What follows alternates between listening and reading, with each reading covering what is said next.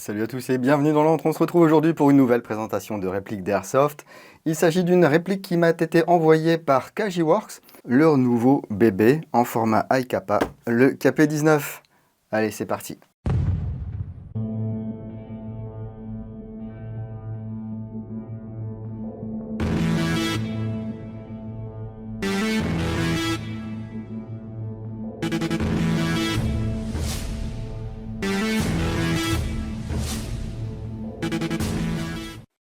Merci beaucoup à Kajiworks qui m'a contacté pour savoir si j'étais intéressé pour faire une review de leur nouveau KP19. Et ils m'ont également demandé s'il y avait d'autres produits qui m'intéressaient dans leur gamme.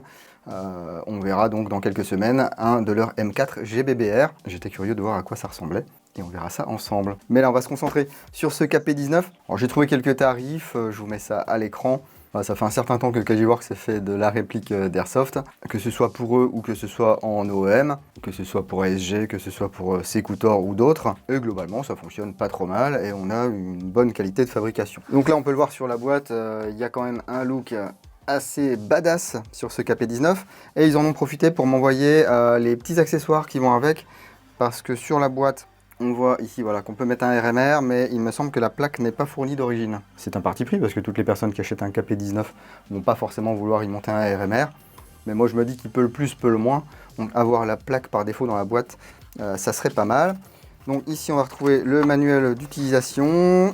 Voilà, qui a la photo du KP19. Hein. C'est un vrai manuel KP19. Ils n'ont pas mis un manuel générique de high kappa. Ils auraient pu le faire. Voilà, donc c'est en chinois et en anglais. On a également l'éclaté de la réplique.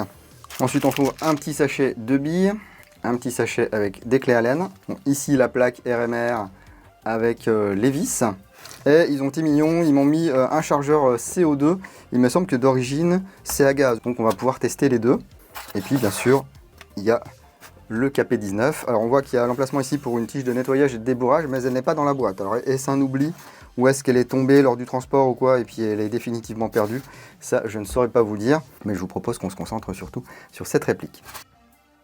Alors, ce KP19 il mesure 270 mm pour une masse de 700 grammes sans le chargeur. Les chargeurs ce sont des chargeurs high kappa standard. Hein. On regardera tout à l'heure si c'est compatible avec d'autres marques, mais c'est de la copie Tokyo Marui de base, donc ça devrait être compatible avec tous les chargeurs qui ressemblent à du Tokyo Marui. Il existe également des chargeurs CO2, on peut remarquer ici le profil du talon. Sur le modèle à gaz, on va faire le plein par ici. Alors si votre pinouille de bouteille de gaz n'est pas assez longue, il va être possible voilà, de l'ôter comme ceci et de remettre. Voilà, donc on va mettre du gaz avant de mettre des billes.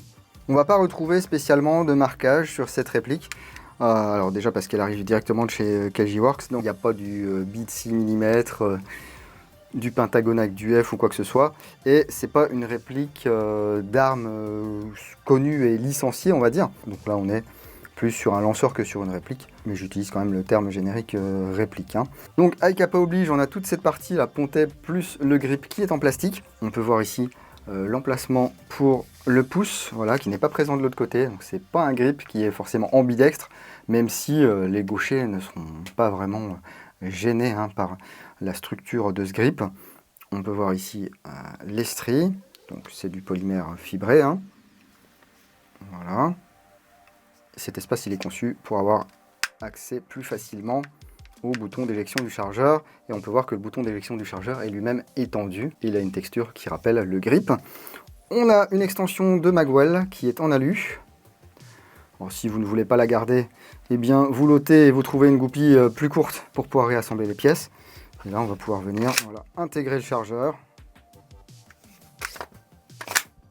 Il tombe tout seul. Hein. Si vous voulez mettre du chargeur long, c'est possible également. Bon, ça rentre plus dans le cadre, mais c'est sympa aussi. On a ici un marteau évidé. Et une fois qu'il sera armé, on va pouvoir venir actionner ici la sûreté de pouce, qui est ambidextre. Voilà, elle est raccourcie, c'est sympa. Alors la sûreté de paume ici, en tout cas sur mon modèle, je ne sais pas si c'est fait exprès, elle n'est pas fonctionnelle.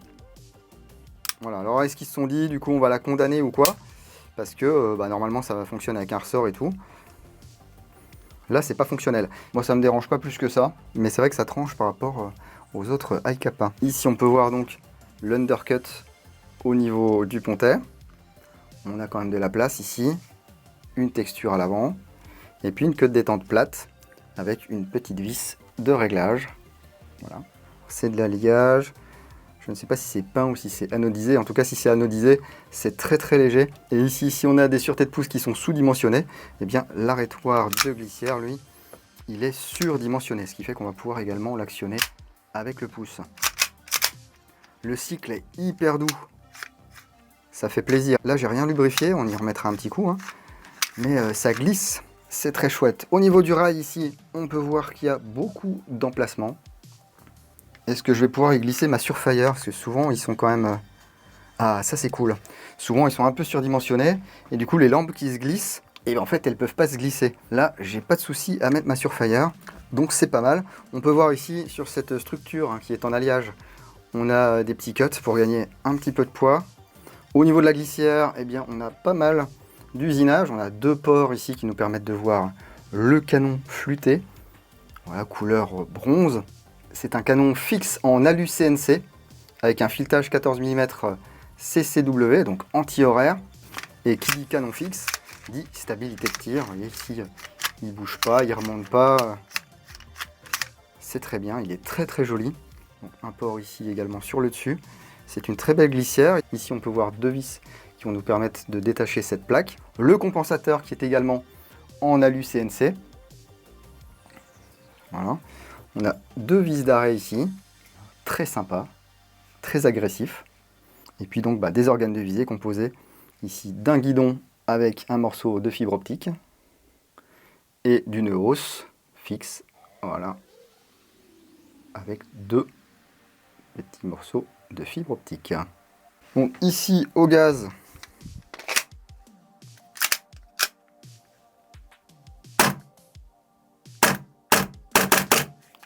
ça claque bien. CO2, autant vous dire que waouh, c'est assourdissant tellement ça tape fort. Donc ici avec un chargeur long type WE, enfin c'est pas type, c'est WE. Excellent. Un chargeur Novritsch. Un chargeur Tokyo Marui. Et ici un chargeur Vorsk.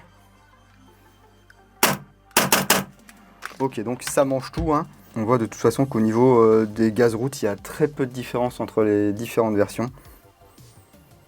Donc c'est parfait si vous avez déjà du chargeur de Hi-Kappa, ou si vous ne voulez pas acheter du Kaji, ou si vous ne trouvez pas de chargeur Kaji, eh bien vous aurez différentes solutions ici. Alors, au niveau des sensations, sur la queue de détente, on a une légère course, c'est un peu spongieux, bim, il n'y a pas vraiment de mur, hein.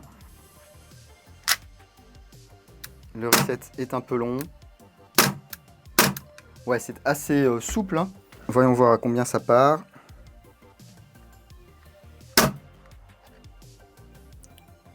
Ok, je suis en livre. Hop. 770 grammes. 790 grammes. 750 grammes. Bon, 1 livre 11. Attention aux accidents, hein. Mais bon, du coup, on va pouvoir enchaîner.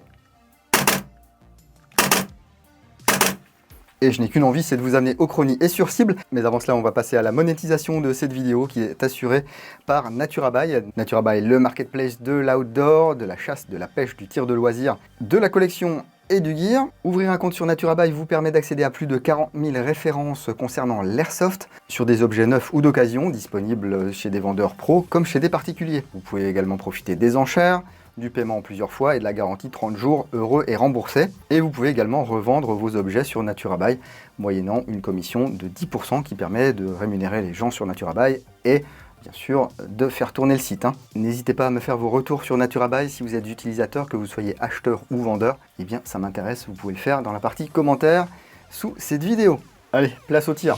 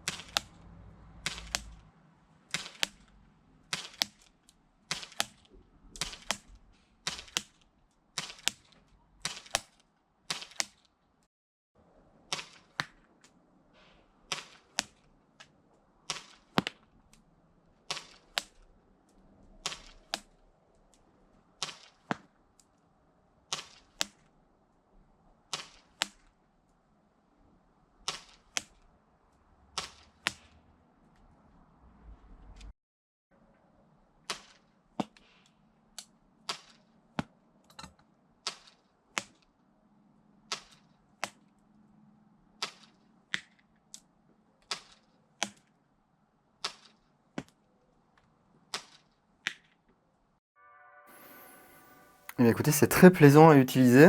Alors, dans certaines assos, vous ne serez peut-être pas autorisé à jouer avec parce que ils considéreront que ça tape un petit peu trop fort. Bon, je pense pas que ça vous arrive vraiment, sauf quand les répliques de points sont limitées à 300 fps. Mais même le cas échéant, il faudra raccourcir un petit peu le canon et ça devrait passer, ou mettre du gaz un petit peu moins péchu. Là, moi j'ai fait mes tests au 130 et au 150. Il fait un petit peu chaud, mais c'est vraiment du velours. Alors effectivement, il faut faire un peu attention avec la queue de détente. Il faut vraiment se balader comme ceci, trigger discipline, parce que sinon vous avez vite fait de mettre une bille dans les fesses d'un camarade. Le recul est très satisfaisant, ça claque fort. Et puis là, jusqu'à 45 mètres, j'ai vraiment pas trop peiné à toucher la cible. Bah, après 45 mètres au pire, ça commence à faire un petit peu loin, mais pour toucher un camarade, ça suffit. Alors, voyons voir si on peut démonter cette réplique.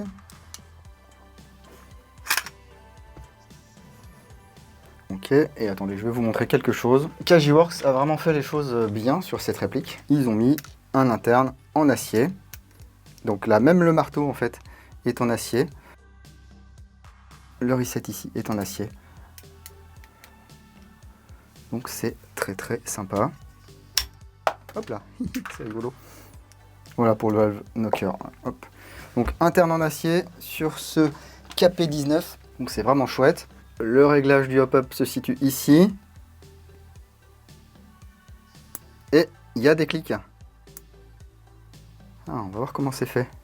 On va ôter le compensateur.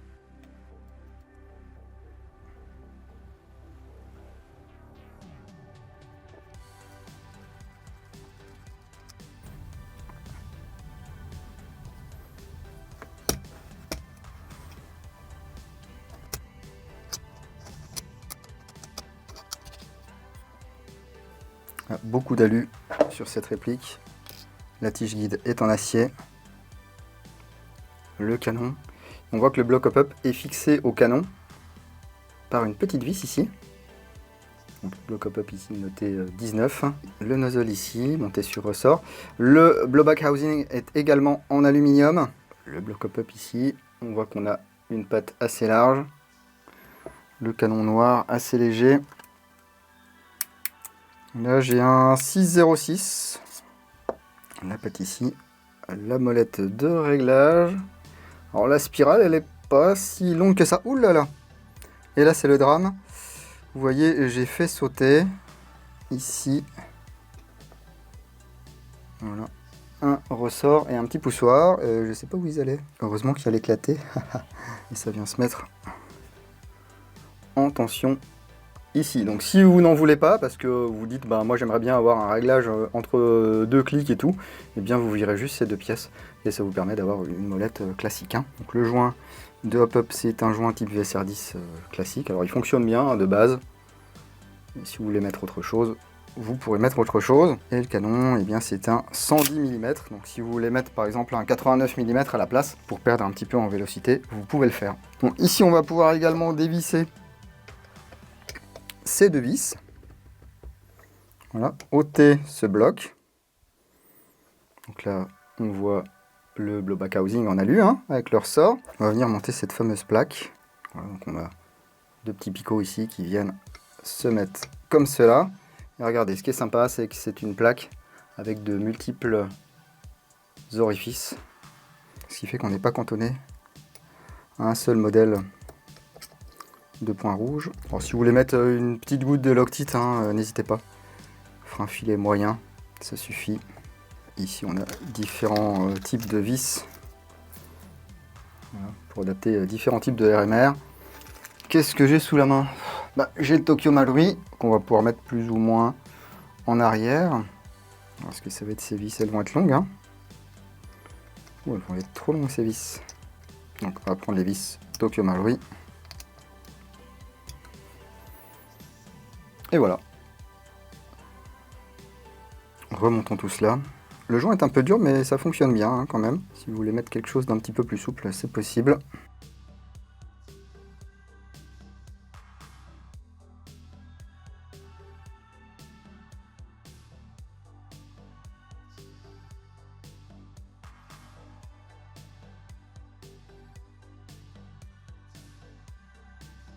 Donc là, si vous voulez mettre un petit traceur, c'est tout à fait possible. Si vous voulez installer un repose-pouce, Je suppose que c'est également possible, je ne sais pas. Le principe du repose-pouce m'est assez peu familier.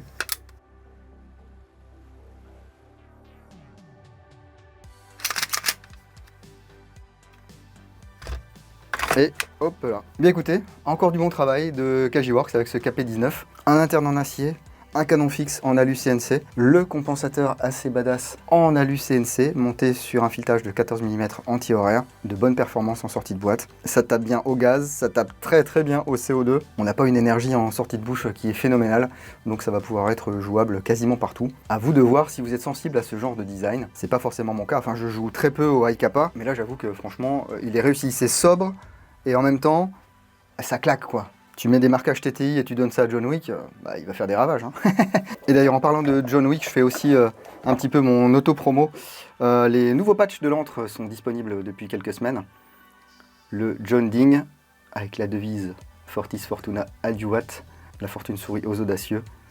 Voilà, avec le petit design John Ding, voilà, ou John Wish Chavez. Ça, c'est disponible en me contactant directement par mail, sur Facebook, par MP. Vous pouvez voir tous les patchs et les occasions sur www.l'entredudingo.com, rubrique bonus, et ensuite les occasions du dingo. Voilà, je vous laisse me dire ce que vous pensez de ce high kappa, hein, ce KP19 Kajiworks. Est-ce que c'est quelque chose qui vous plairait? Est-ce que c'est quelque chose qui vous laisse un petit peu froid, hein, ce genre de design ou quoi, ou même le high kappa? Est-ce que vous possédez des répliques Kajiworks? Est-ce que vous possédez ce KP19? Est-ce que vous en êtes content? Est-ce que vous n'en êtes pas content? Eh bien, dites-nous tout dans la section commentaires de cette vidéo. Et moi, je remercie une 10e fois Kajiworks qui m'a envoyé cette réplique afin que je puisse la découvrir, la tester et vous la présenter. Merci également à Naturabaï qui monétise cette vidéo. Merci à toutes les personnes qui interagissent avec les vidéos et avec l'antre, que ce soit au travers d'un pouce ici, au travers d'un commentaire, d'un partage de vidéo, que ce soit sur un réseau ou un autre. Merci de votre soutien. Merci beaucoup à tous les tipeurs du mois d'août. Je pensais que ça se serait un petit peu calmé après que Phil ait gagné le Chris Vector GBBR Crytek. Eh bien non, on a encore là une quarantaine de tipeurs. Donc merci beaucoup pour votre soutien et merci beaucoup pour vos messages de soutien. Ça me fait très plaisir. Mais une fois encore, ne typez que si vous en avez envie et si vous en avez les moyens. Il n'y a vraiment rien d'obligatoire, même si moi, ça m'aide de ouf. Hein. On se retrouvera d'ailleurs au mois de septembre pour une nouvelle réplique des tipeurs. Et ça sera le Dracarys, justement. Voilà, on parlait un petit peu de TTI. Et bien, le Dracarys en version TTI, il sera tiré au sort parmi les tipeurs d'août et de septembre. Donc, tirage au sort 1er octobre. Alors c'est dans longtemps et en même temps ça va arriver très vite, hein. Profitons de l'été. Si ce n'est pas encore fait, lâchez le petit abo qui va bien, ça fait toujours plaisir. Et puis ça vous permet d'en louper le moins possible. Et pour ne rien louper, eh bien, vous avez le lien unique qui est dans la description de la vidéo et dans le premier commentaire sous cette vidéo, qui vous emmène vers mes réseaux, vers tous les liens affiliés, avec ou sans code de réduction. Dès que j'ai un code de réduction, je vous le partage bien sûr. L'airsoft c'est un loisir qui peut s'avérer assez coûteux, surtout quand on commence à mettre le doigt dans l'engrenage et que la passion nous prend. J'en sais quelque chose, parce que quand je fais le calcul de tout ce que j'ai dépensé ces 15 dernières années pour l'airsoft, même un petit peu plus de 15 ans, eh bien j'aurais pu m'acheter une petite maison dans le Berry. Prenez soin de vous si vous allez en jeu le week-end prochain, n'oubliez pas, jouez sérieusement, mais sans vous prendre au sérieux, et moi je vous dis à bientôt dans l'Entre du Dingo. Bise.